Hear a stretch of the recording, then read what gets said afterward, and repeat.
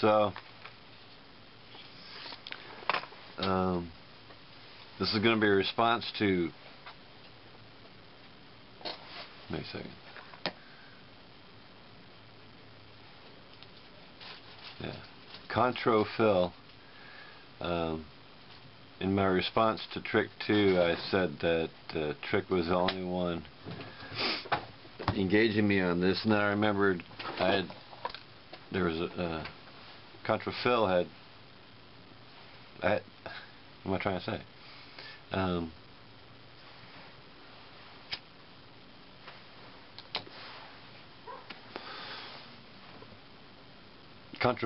Contro Phil left a response a long time ago that I never got to, so I'm getting to it now. So anyhow, he says, to be clear, I'm not aligning myself with the way the U.S. government justifies or even handles taxation.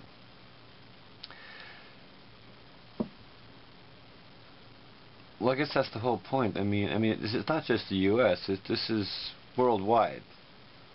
All governments tax, and none of them have a justification for doing it. Going on, I don't need to take a stand on how good a job the U.S. government does to argue that there are excellent reasons to reject the view that property rights are absolute. You know that word absolute. I mean, I would say that they are absolute until such time as you show that they are not, which I haven't seen that. Anyhow, if property rights are not absolute, in light of the considerations that I previously offered, we lack good reason to respect people's claim on whatever they happen to causally come to possess, given the minimal constraints of non-coercion clauses and so on that I imagine you affirm in an absolute way. That was a mouthful, but well, you're talking about the considerations you previously offered, so I guess we should go back to that. And so you ask a question here. What would have justified initial appropriations of natural resources such that one could have an absolute claim on them? Well, basically, we're in a do-or-die situation. That's the justification. The old saying, get busy living or get busy dying, is true. I mean, you got to do things. You know, we have needs, right? We need to take things from the earth.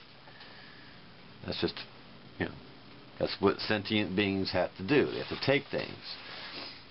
And what I'm saying is I go out there, you have to work to get these things. So if I work to get some stuff that's, you know, absolutely my stuff, what I would ask is, what's your absolute claim to take a part of my stuff? You know, just take it without working for it. You know, give me something in return. You know, I worked for this stuff, but the state can just take a part of it. Just boom, just take it without, you know, they need the justification to take the stuff that I worked for. That's what I'm getting at. You're talking about these absolute claims. What absolute claim does the state have to my work?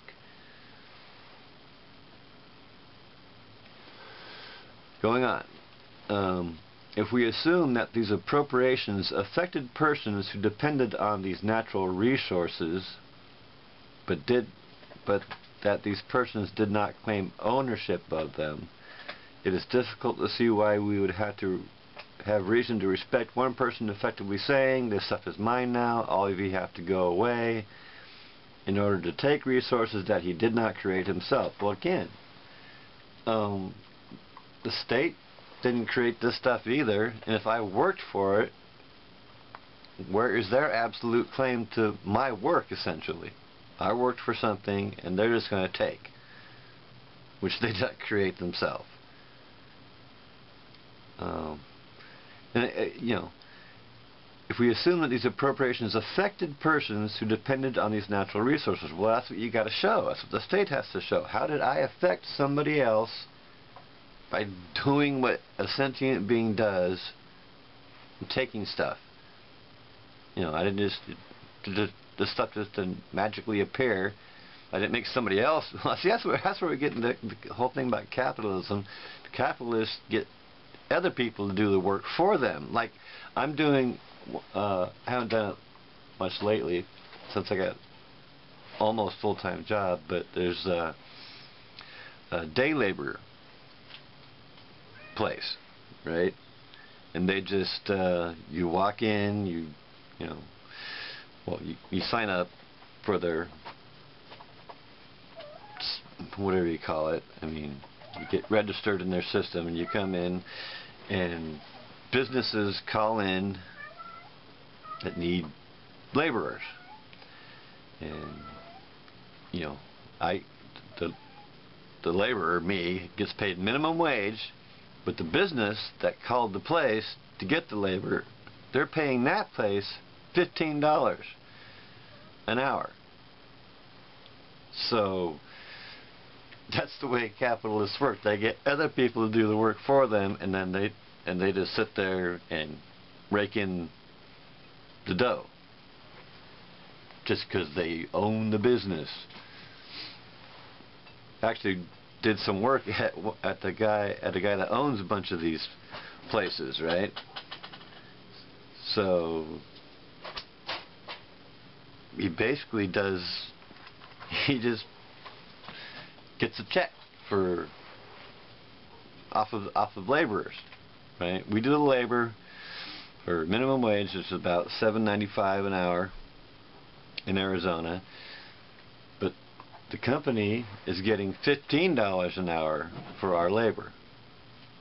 So I mean, there's stuff that, you know, they're taking care of workers' compensation, whatever, but still they're making a profit off of my labor. That's, you know, how do you justify that? Anyhow,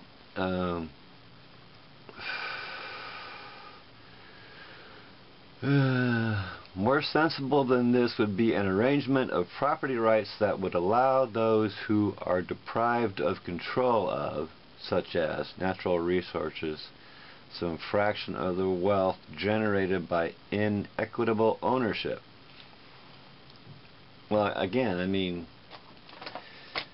yeah, the system, this mixed economy of capitalism and socialism basically is retarded, if you ask me.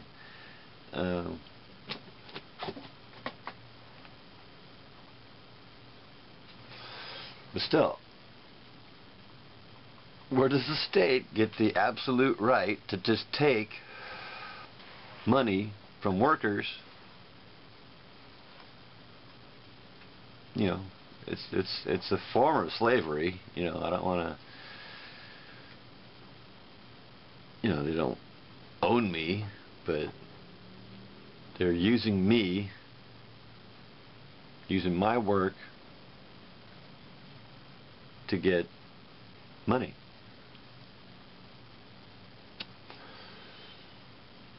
Such an arrangement would carve out a legitimate space for personal property, which the state would not be justified in redistributing coercively while allowing for taxation on earnings, since the source of the latter is ultimately in unequal property claims that cannot be sensibly thought of as absolute. Well, again, but where's their absolute claim? You got to, I mean, how did I affect somebody else by going out there and working? You're just stating it like I'm affecting somebody else. You know, give me. I asked Trick this. Show me the price. Who did I harm by going out there in the world and working? Such at the stake and just say, I'm taking this much, without, there's no receipt. There's, you know, they just take it and do whatever.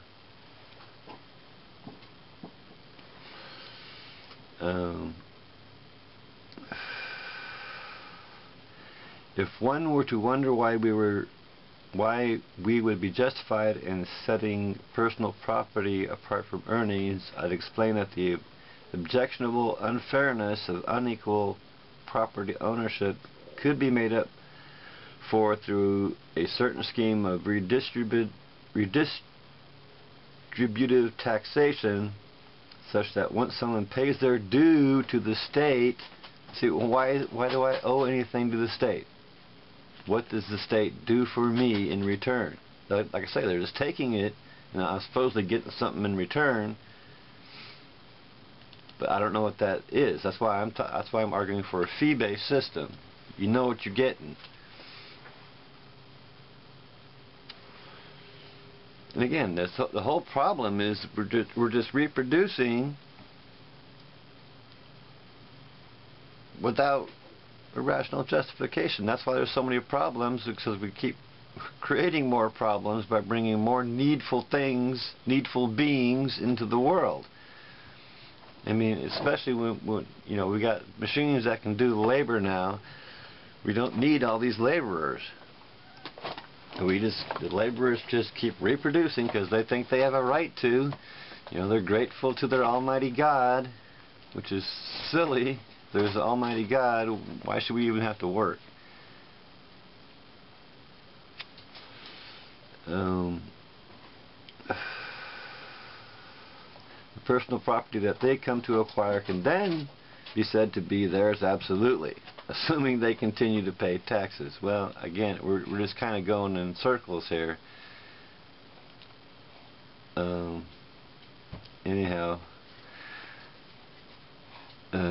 so back to the comment that I didn't respond to. Going on, you say you make it out as if the sort of state that the sensible pro-taxation crowd endorses is one that simply takes money and keeps it for itself. Well, that's part of it.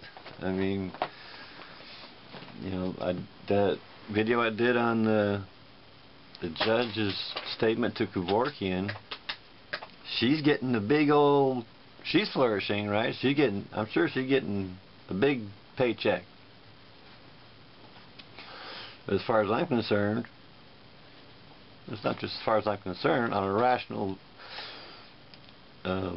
view, she screwed up. She put an innocent man in prison. Yet she's still drawing a big paycheck. On a reasonable view, the state keeps money for itself, i.e., people who work for the government get paid, only so that it may continue to carry out tasks needed to promote the welfare of its citizens. See, you're saying that if the government doesn't do it, it won't get done.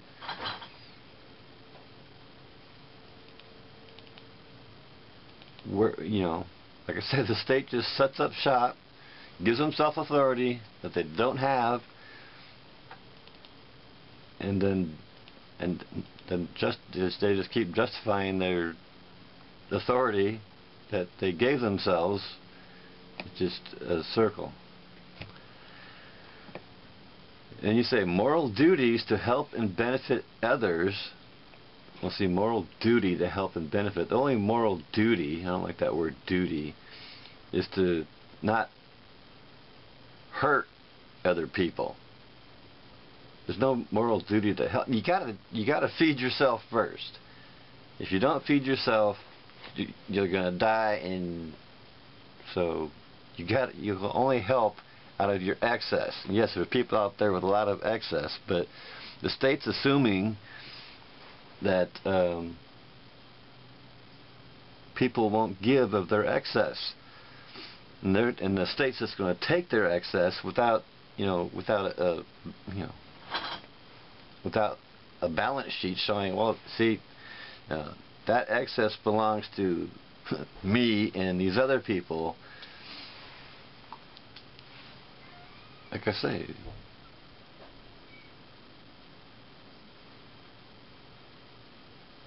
yeah.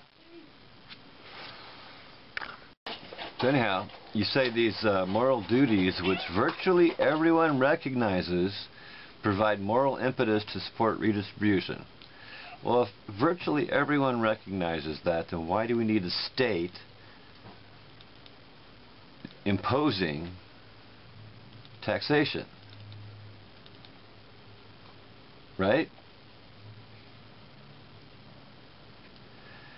And we can act on the latter since there's no reason to allow people to keep all of what they earn. Well, going back, if everyone recognizes that we should, help and benefit others, then why is there need to be a state imposing this taxation? Again, the state is going to use that tax not just to help and benefit others. They're going to use it for evil shit, which I hope is obvious. That's the problem. You give the state this authority that they don't have. They just give it themselves authority to take from everybody, and they do nasty shit with it. Because the minority, right? See, virtually everyone recognizes. Well, it's those few that have given themselves power that are going to do things that everyone wouldn't want done. See what I mean? You give people that kind of power that they don't have, that there's no rational justification for, and they're going to use it for their benefit instead of everyone's. I mean, they say they're promoting the welfare, but just look at what's going on. I mean, there's people being shoved through the cracks. Like I said, 9 out of 10 states are grateful to their almighty God, which is silly. Anyhow, the state is a means to achieving these ends. It is not something that exists simply to leech money pointlessly. Well, yeah, they make grand speeches about what good they're doing, but by what authority? Where's the rational justification for imposing taxes? Yeah, thanks. Bye.